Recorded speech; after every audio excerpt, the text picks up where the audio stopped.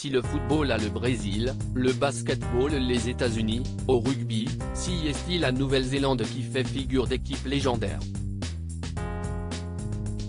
Le pays situé dans l'océan Indien a toujours eu une culture du rugby très importante et depuis le début, les All Blacks comme on les appelle, font figure d'épouvantail pour les autres nations mondiales.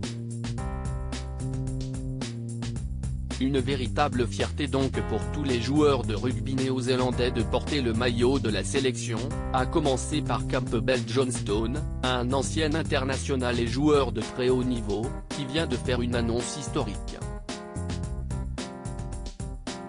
L'ancien joueur de 43 ans devient le premier All Black à faire son coming out.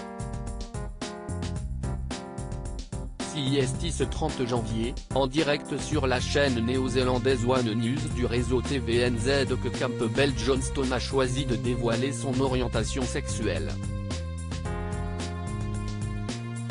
Si je peux être le premier All Black à révéler son homosexualité et qui permet d'empêcher la stigmatisation autour de ces questions, cela peut aider d'autres personnes. Tout le monde saura qu'il y en a parmi les All Blacks, a-t-il déclaré, après avoir annoncé en avoir déjà parlé avec sa famille et à ses amis proches en amont. Ce pourrait être une pièce essentielle qui permettrait à chacun de passer à autre chose. L'ancien rugbyman a donc fait cette démarche pour faire avancer les choses dans le rugby et dans le monde du sport plus globalement.